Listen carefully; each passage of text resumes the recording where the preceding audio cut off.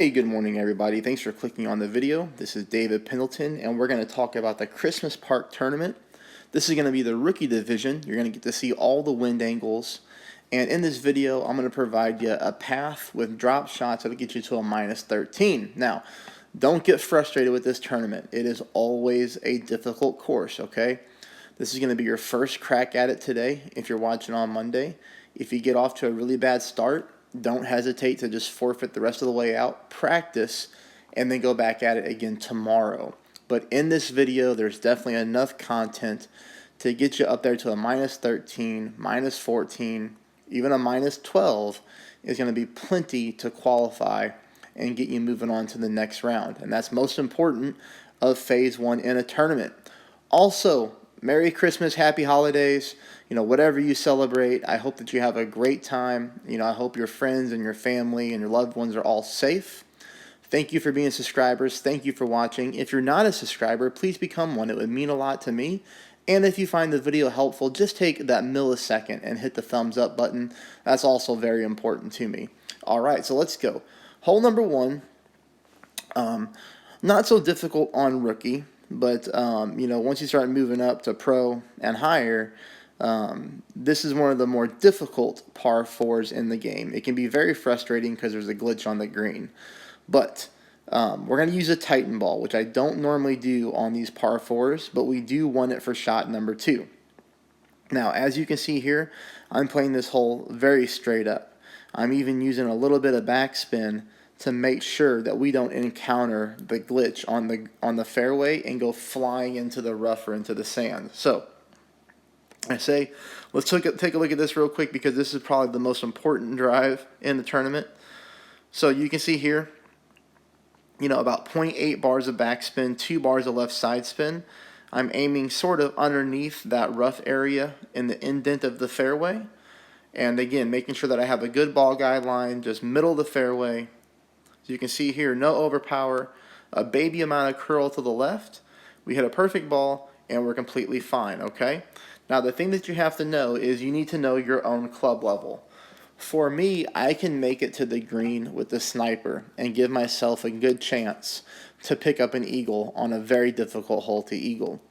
If you have lesser clubs, you're going to need to bring your big dog. That is going to be very important to remember. But either way, both shots are going to be played very similar. We're going to be bouncing up from the fairway to the green, and we're going to be using backspin to control the ball.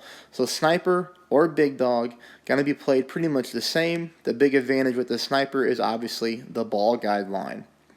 But as you can see here, we are choosing the power 3 ball because we are at complete max distance of our sniper when we're basically taking this shot. So that's why I didn't play with the Navigator. That's why I did not play with the Katana on this par 4. You just know from previous tournaments past, we do want the power to get to the green, and we're normally at max distance anyways. So, but you can see here, we get a nice smooth roll towards the pin, and we get so darn close to dropping this ball in the hole. This is going to be a common theme for me and rookie. So even though I'm sitting at the top of the qualifying brackets right now, it could have been a heck of a lot better. Okay, that's going to bring us into a very long par 5. One of the harder par 5s to get an eagle on in the game. Again here, we're using a Titan ball. This is more for the second shot. But on the drive, I do play at 10%. You can see that, again, I used backspin. Now here, I'm more backspin. I'm about 2 bars of backspin, and I'm just doing that to make sure that I don't accidentally go into the rough at the top of this fairway. And even with that heavy a backspin, I got very lucky here. I mean, that's almost as close as you can get from rolling into the rough. So you might want to apply a little bit more backspin and be very mindful. Do not accidentally overpower this shot. Now, here, again, you can play this shot with a big dog, which is what most people do. You can also play it with a sniper. It doesn't really matter. All we're trying to do is just get the ball onto the right-hand side of that bunker and rough area. I played this shot 10% at max. Perfect ball. And this is exactly where I'm looking to be. Like I said, just to the right of the rough and that sand area. That's going to leave us with this shot for shot number 3, which is played at no elevation. Now, the one thing that I will say here are there is a lot of funnels on this hole. There's a funnel on the right-hand side. There's a funnel on the left-hand side as well if you play a rough bump. In rookie, I very rarely ever go for that funnel. It's going to be very club dependent on level, and I try to make this relatable to a wide range of players. You can easily play this shot straight at the pin in rookie and pick up an eagle. Now, unfortunately here, I hit a great shot. So like I always say, you got to hit perfect. But the best way to approach this in rookie is always to bounce on the fringe. Don't bounce on the green or anything like that. Just attack the hole straight up with bouncing at the fringe, so you get a very consistent level bounce. Here you can see I'm using a couple bars of backspin, a little bit of backspin, just to get myself pointed at the hole.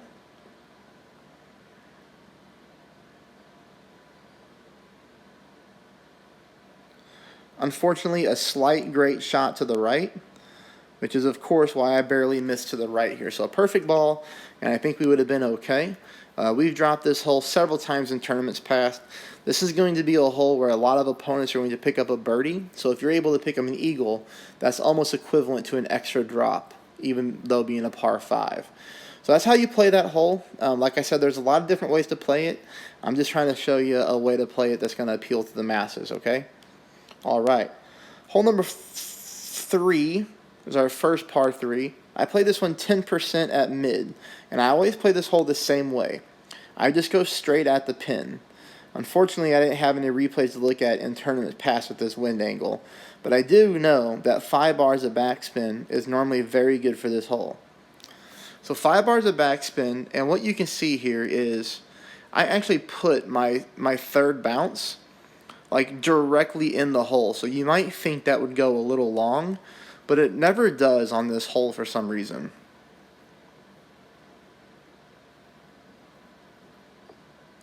So here we make our ring pull. Perfect ball, so we get to learn from this. And we just really miss like 2 green squares to the left, so it's really not even close. But the only thing that we know that we get to learn off a perfect ball is at least that backspin was perfect, because you can see we're exactly parallel with the hole. So we might just need to really move this shot way more to the right-hand side with an offset. Or, as you can see, I played at 10% elevation there. You could really mess around with that and go like negative elevation to make yourself pull less rings. Regardless, this is going to be a more difficult par 3 to get a hole-in-one on. But there you go. Okay, hole number 4. We do pick up the drop on this hole. This is a hole that's always treated me pretty well in tournaments with picking up an eagle. And so you can see here I'm using a katana. I do like the katana here in most situations for the side spin. Didn't really take advantage of it with this wind angle, but regardless, still a good ball to play this par 4 with.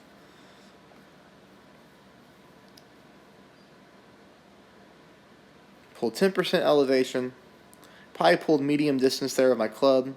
Now, that's just going to be fractions when it comes to pulling your ring. Probably going to be like a 0.1 difference, so not a big deal. But this is where we want to land. We do want to land in the middle of the fairway. You don't want to hit your ball like way over here. So on this hole, the one thing that you don't want to do is you don't want to overpower and end up over here, okay?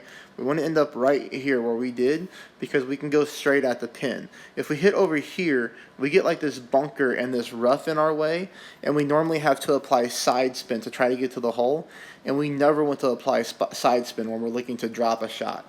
We always want to try to play it straight up. So here, 0% elevation. I'm playing at mid distance of my club. This is really an important hole to check your exact distance on your club so you know what rings to pull. But again, a few bars of backspin, just aiming directly at the hole. Like I said, I pulled this one at no elevation at mid distance of my club.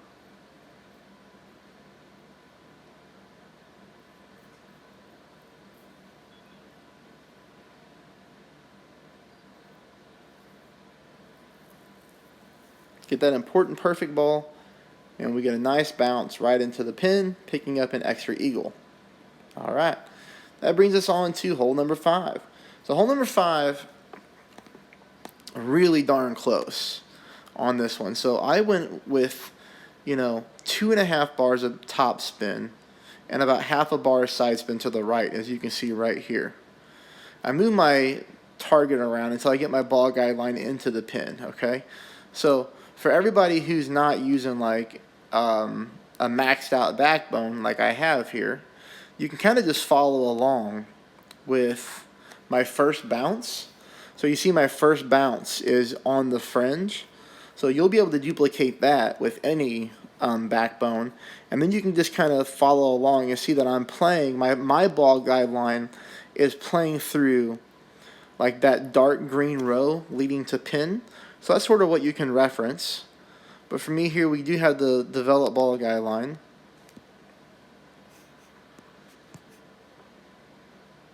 Perfect ball. And ultimately, this thing just comes in too hot and skips over the hole.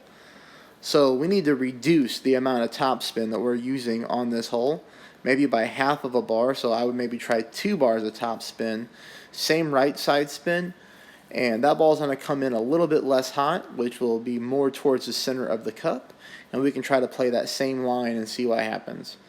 But again, not an easy hole to pick up a hole-in-one on. This course plays difficult. Okay, I'm going to show you 2 ways that you can go about playing this hole. And again, this is going to be club dependent. So here, you can really do this shot with an extra mile 6 or above. I would feel comfortable with that with a Titan.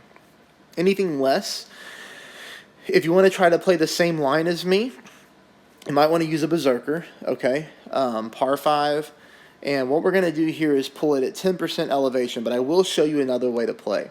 This is going to be with an extra mile Titan and a sniper. So I pull this at 10%, and I do not push back up to max. So instead of pushing up to max, I take an overpowered shot, which as you can see here. So you can see how much overpower I'm using, about half a ball of overpower.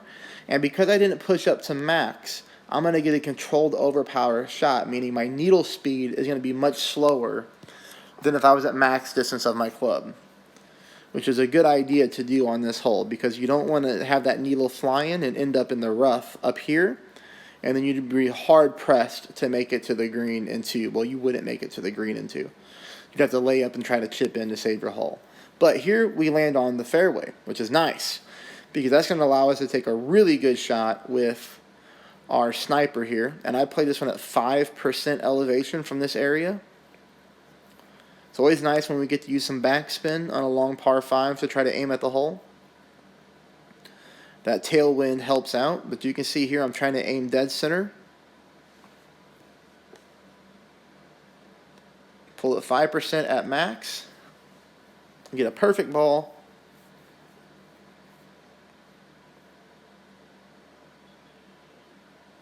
And it's like, come on, you got to be kidding me. Hop over the hole?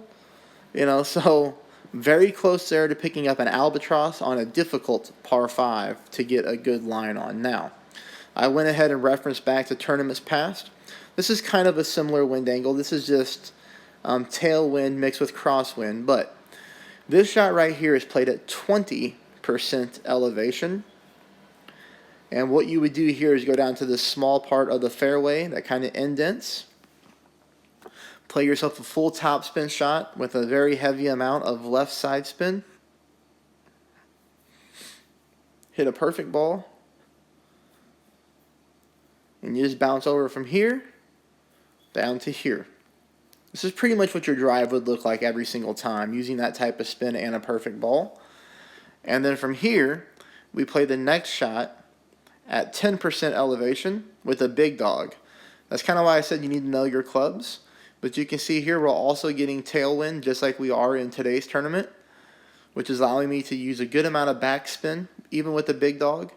I have plenty of distance here to go hop over the sand. As you can see, my ball guide line is clearly over the sand. Perfect ball. And that ball hops up to the green, okay? So there's 2 different ways to play that hole. All right, hole number 7, another difficult par 3 to even try to pick up a hole-in-one on, but I do get the hole-in-one here. I'll call it luck. I don't know if it's going to be duplicatable or not, just because of how this green rolls, but we did get it to drop. So, I used a backbone with a navigator, full backspin, 1 bar of right side spin.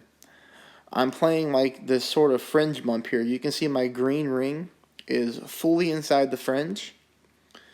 Second bounce is in the corner of the light green square. Third bounce in the upper right-hand corner of the light green square. So I have everything pointed there. One arrow showing you my green arrow, or my green dot, green ring is in the fringe. Second black line here shows you that my second bounce is in that light green row, kind of in the left-hand corner. Third black line shows you that my third bounce is in the light green row, top right-hand corner. So that's a lot. But you can just apply your spin first and look for that type of landing position. And here's the shot. 10% at mid distance, like I said, full back spin, 1 bar of right side spin.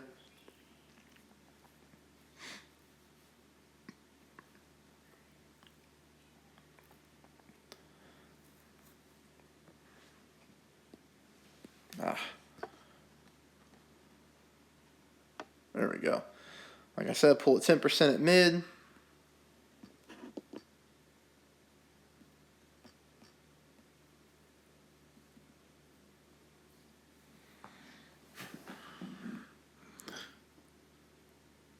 And we somehow sneak it in there for a hole-in-one. So I'll take that one all day.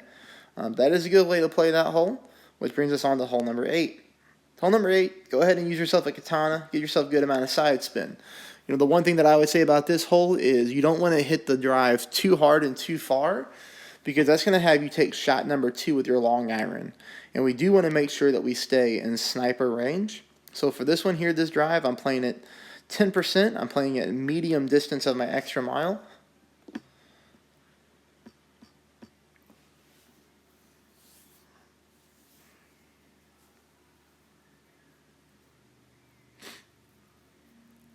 As you can see here, we have no fear of hitting the sand and no fear of hitting the rough on the left-hand side, which brings us for shot number 2. The only thing I don't like about shot number 2 on this hole is the glitchy green. The ball guideline goes in, goes out, goes in, goes out when you start to move it around. Really drives me crazy, as you can see here. It's just glitching all over the place. So I'm trying to find a consistent landing spot to choose.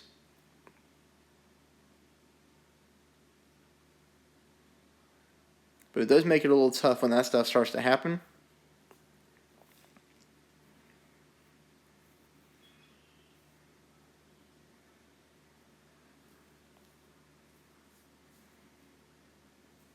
Now here I end up using a little bit of right curl, which I never like to do when I'm going for drops.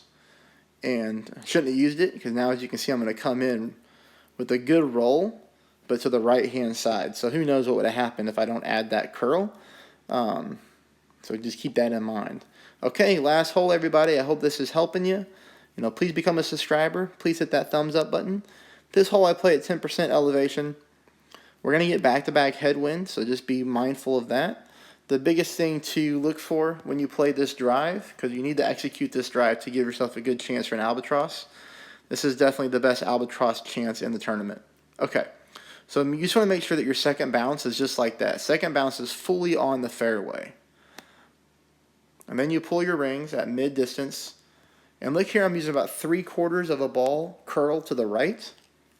So 3/4 of right curl on the ball there. And you can see that shot plays really nice. And we roll up onto a perfect part of the fairway, which is going to put us in a nice position for the albatross shot.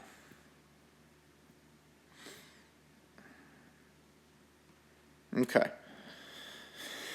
This shot we play at minus 10% elevation, using backspin, even though we're getting some headwind here.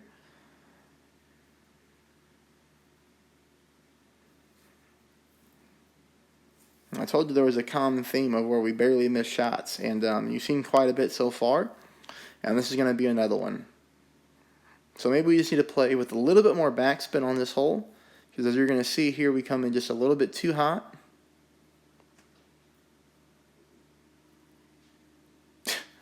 And we go in the cup and out of the cup. So very close to the albatross there, maybe just a little bit more backspin, and that ball slows down and it stays in the cup instead of bouncing out. Either way, like I said, this is a tough course, so don't get frustrated with it. Stay calm, hit perfect shots, and we will see you in the next round. Thank you.